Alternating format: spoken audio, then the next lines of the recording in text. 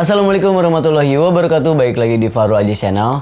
Oke teman-teman, video kali ini gue mau sedikit sharing nih ya. Kalau misalnya kita bikin video, kalau nggak kita motret itu enaknya pakai creative style atau nggak picture style yang kayak gimana sih? Nah, sebelum video lanjut, kalian bisa klik dulu tombol subscribe-nya dan klik loncengnya biar kalian nggak ketinggalan video-video terbaru dari gue. Kita putar dulu intronya, check it out.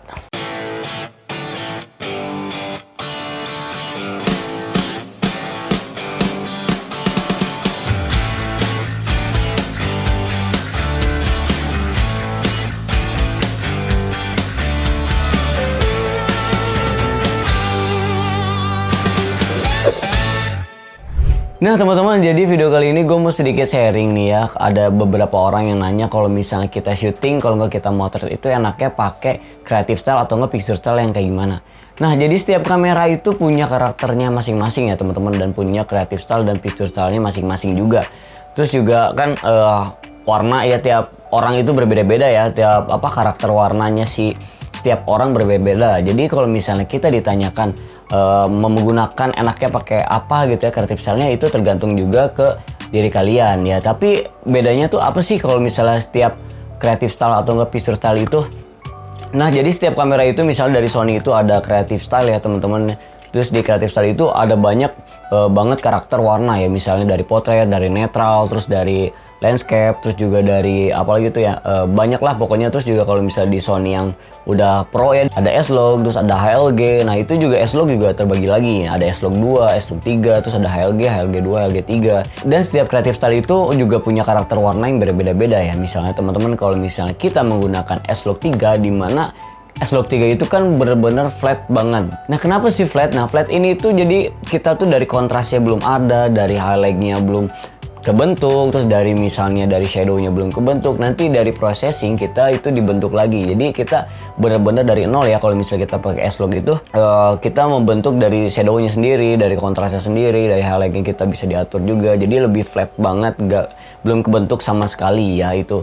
Kalau misal di HLG itu udah ada kontrasnya teman-teman, jadi kita ngepoles sedikit beberapa ya yang kebutuhan kita juga yang kayak gimana. Tapi tidak menutup kemungkinan kalau misal kalian belum punya S-Log, kalau nggak belum HLG, kalian juga bisa menggunakan di netralnya, kalau nggak di portrait, kalau nggak di landscape, kalau di Sony ya itu bisa juga. Dan juga kalau misalnya kalian menggunakan portrait, landscape, terus netral, itu juga bukan berarti tidak bisa dirubah warnanya ya, cuman kan tiap warna itu berbeda-beda ya. Kita tergantung juga ke kebutuhan kita kebutuhannya kemana gitu ya. Kalau misalnya gua pribadi enaknya sih pakai S-Log ya kalau misal di video, karena kalau misalnya di video itu kita ngebentuk, kalau gua sendiri itu ngebentuk warna ya dari kontrasnya, terus dari highlight-nya kita bentuk lagi. Kalau misalnya kita menggunakan HLG mungkin kita mainin di shadow-nya dan kontrasnya. Terus kalau misalnya kita menggunakan potret juga sama gitu kan, tergantung juga ke kebutuhan kalian. Kalau gue sih biasanya kalau misal video enaknya di S-Log 2, S-Log 3, terus kalau misalnya HLG juga enak buat video. Terus kalau misalnya di foto sih kalau menurut gue jangan menggunakan pakai S-Log ya, kalau misalnya apalagi kita di RAW.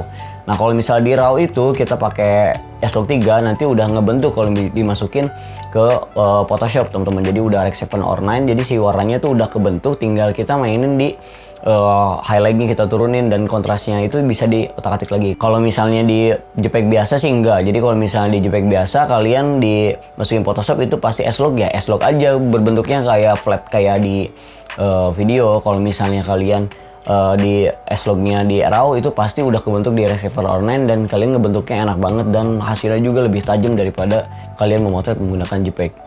Nah kalau misalnya di Canon itu banyak juga ya teman-teman. Kalau misalnya di Canon itu ada picture style-nya tuh kayak misal di netral, di portrait juga sama. Cuman karakternya beda dengan Sony ya, sama juga kayak Nikon, ya Fujifilm, terus kayak apalagi itu merek-merek kamera-kamera yang banyak lah ya, itu pasti punya karakternya masing-masing teman-teman. Jadi kita kalau misal disuruh bilang enak itu pakai creative style, kalau enggak warna yang kayak gimana sih kalau misalnya kita memotret, itu kembali lagi ke kebutuhan kalian dan karakter kalian itu sukanya kayak yang mana gitu ya. Kalau misalnya gue pribadi ya enaknya pakai S-Log gitu kalau misal di video, kalau nggak di HLG. Kalau misalnya di fotonya gue biasanya pakai S-Log juga di mode RAW-nya, terus bisa di HLG juga sama. Kecuali kalian belum punya S-Log dan HLG, kalian bisa mainin di portrait, terus di minusin tuh si ke kontrasnya. Terus kalau misalnya nggak punya juga tuh. Kalau di Canon juga ada kan, misal dari potret juga, dari netral sih. Kalau misal di Canon itu enak pakai creative style di netral, itu enak banget teman-teman, jadi warnanya flat juga. Nah kalau misal kalian motret juga, biasakan kalian menggunakan RAW teman-teman, karena RAW itu enak banget ketika kita pengeditan teman-teman, jadi lebih bereksplor ya warna yang bakalan kita proses gitu ya. Jadi kesimpulannya buat kalian yang nanya ke gua, kalau misalnya settingan video dan settingan foto itu enaknya warnanya pakai warna creative style yang kayak gimana sih, dan creative style yang apa.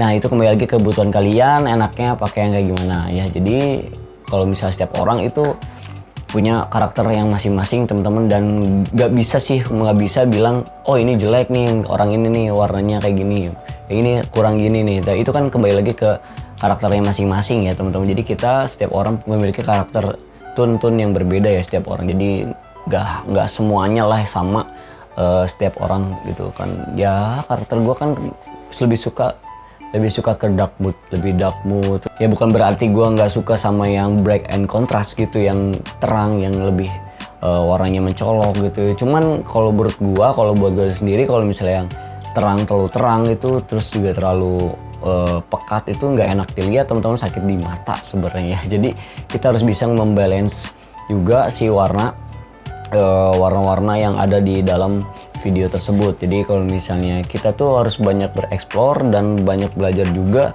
apa artinya warna, apa artinya dari sini ke sini. Jadi warna, antara campuran warna ini dan warna ini tuh enaknya jadi kayak gimana, moodnya seperti apa ya gitu teman-teman. Oke, segitu aja singkat dari gua penjelasannya, semoga kalian mengerti dan paham lah ya apa yang gua sampaikan, semoga bermanfaat. Dan yang belum subscribe bisa kalian klik dulu tombol subscribe-nya dan klik loncengnya biar kalian gak ketinggalan video-video terbaru dari gua. See you next video, bye.